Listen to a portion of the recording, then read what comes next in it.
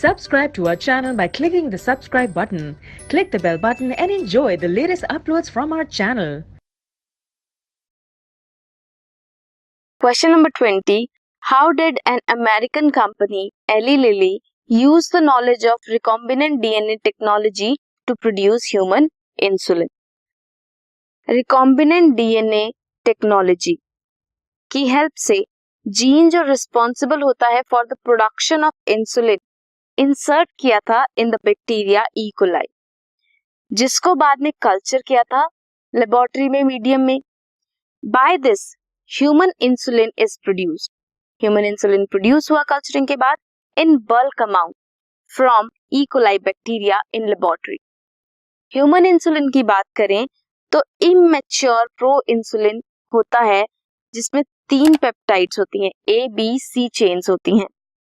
During maturation C peptide is lost.